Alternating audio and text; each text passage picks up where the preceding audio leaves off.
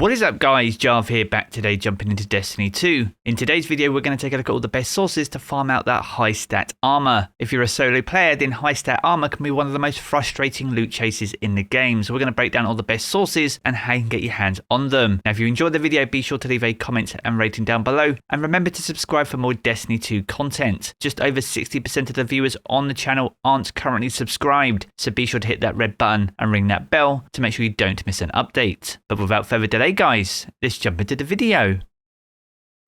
Now with the launch of the Witch Queen, we saw some of the best armor sources for high stat armor removed from the game. This included the Expunge missions and also focusing Umbral Engrams for Season of the Lost, Season of the Splicer and Season of the Chosen over in the Helm. Now as with that being said, alongside the launch of the Witch Queen, we have seen new sources added to the game. So today in this video, we're going to take a look at all the best sources for you solo players. And in fact, even if you can get fire teams together, some of the best sources for this armor don't require you to get fire teams together. Now I think it goes without saying that raids and dungeons are some of the best sources for high stat armor, but as we all know, you do normally need fire teams of 3 or more to get those activities done. But with that being said, whilst you do need more guardians to do those activities, it isn't necessarily the best way to focus farm high stat armor roles. Now one method of accessing high stat armor that remains from Beyond Light is the heroic Empire hunt. Now first of all, you'll need to make sure you visit Varric's over on Europa 2 and make sure you've fully upgraded his sabotage quest to unlock Europan Gear 3. Now this will allow you to unlock high stat armor drops from the first Empire hunt each week on the heroic difficulty or higher. Now the great thing about the Empire hunt is that the heroic difficulty is in fact a match made activity, and further still, you don't even need to defeat all the champions throughout this activity to get the high stat armor to drop upon activity completion.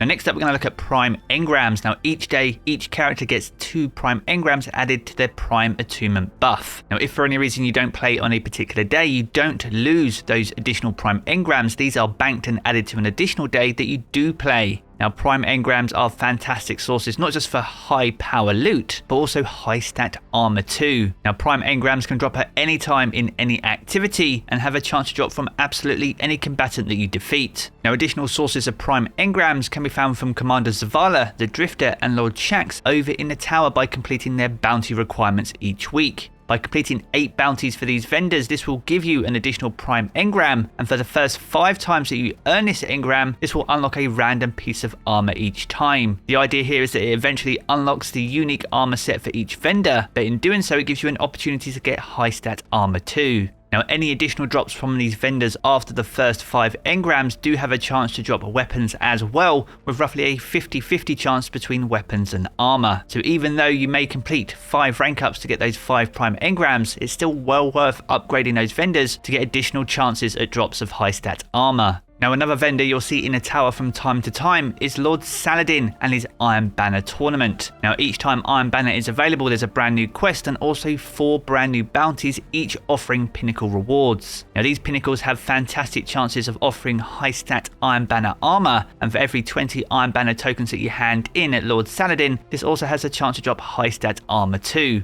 Now whilst Iron Banner is a 6v6 game mode, freelance is available for this particular event. So it's with that in mind, there's no need to get your fire teams together to get those challenges done, as freelance will only matchmake you with other solo players, which should hopefully allow for a more enjoyable experience in completing the quests and also the additional Iron Banner bounties. Now moving on from Iron Banner and over to Trials of Osiris, and Saint 14 got a massive rework of his inventory back in Season 15. As well as additional bounties added to his inventory, you can also earn Trials Engrams, and further still you can focus these Engrams for any weapons or armor that you're looking to chase. Now in order to focus the Trials Engrams into armor, you first need to have unlocked the armor as part of your collection. Once this is in your collection, the option to focus your Trials Engram into a particular armor piece will then become available from Saint 14 over in the tower. Please be aware though that the conversion rate is quite steep and will cost you up to 100 legendary shards for an individual armor piece. Now whilst the conversion rate is quite high, there is some satisfaction at least that the stat distribution on these Trials armor sets is relatively aggressive and generally a high stat roll overall. And much like Iron Banner, Trials of Osiris has had a freelance option added, so there's no need to get fire teams together and you'll be match made alongside other solo and duo players.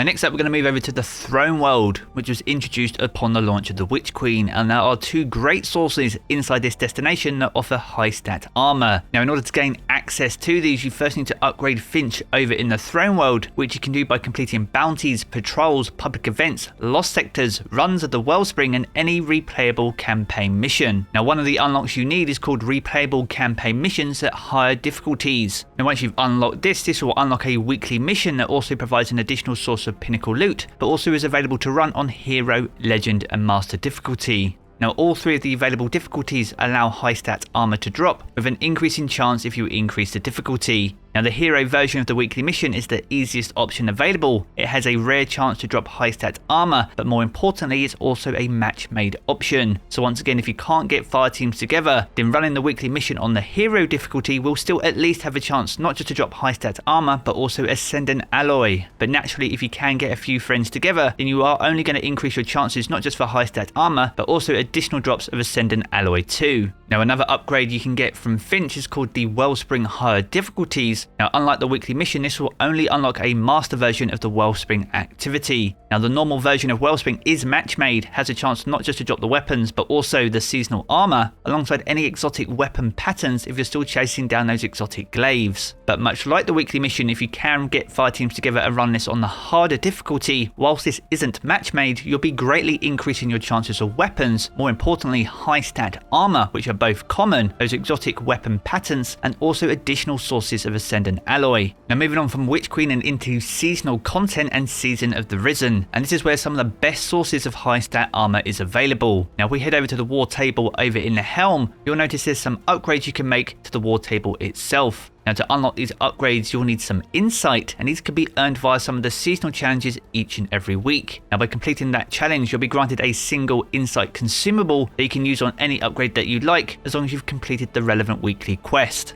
And one of the most important ones if you're seeking out high stat armor is called Armor Decoding Clearance. Now this grants the ability to decrypt Umbral engrams into high stat seasonal armor pieces. Now much like Trials of Osiris, to focus the engram you'll need to first have unlocked the armor piece in your collections first. Now you can unlock these armor pieces by either playing the PsyOps activity itself, with the armor pieces having a random chance to drop from the chest upon activity completion, or you can get high stat versions of this armor straight off the bat by pulling it from this season's season pass. Now once you've got all the armor pieces unlocked and you've unlocked the Armor Decoding Clearance too, then you'll be able to focus any Umbral engram that you find out in the wild into Season of the Risen armor. Now you'll see this option unlock on page 2 of the war table, and this will cost you 1 Umbral engram, 25 legendary shards, and also 4 Risen Umbral energy. Now Risen Umbral energy can be found using the psychogenic intel to decode runic chests after completing PsyOps battlegrounds. Now to earn psychogenic intel you can get this from any activity or by completing Throne World campaign missions, and you can hold up to 2,000 of this in your inventory. Now you'll need to earn some of this each and every week as part of the Operation Elberus mission, with one of the easiest and fastest methods to earning this via public events. Heroic public events will offer 240 upon activity completion, and if you haven't already maxed out your psychogenic intel, then even combatant multi-kills have a chance to drop random amounts of 40 intel each time. It shouldn't take you any more than 5 minutes or so to earn enough intel to open up a runic chest. Now to help make sure you're getting the stat distribution that you need, make sure to equip the relevant ghost mod. You can apply this for any stat on your armor and will help you optimize your armor drops to maximize the class of guardian that you run. So if you're looking for those high recovery stat pieces for your warlock, make sure to have that mod equipped, and this will help you get the stats you need when focusing Umbral engrams when you decrypt them over at the war table in the Helm. So there we have it, a good look at all the best sources for farming and optimizing your high stat armor drops in the Witch Queen DLC. If you've enjoyed this video, be sure to check out one of the 2 videos you see here in these cards for more Destiny 2 content. And if you want to keep up to date with everything to do with Destiny 2, be sure to hit subscribe as well. I'm going to jump back into the game as always guys, and I will catch you all again very soon.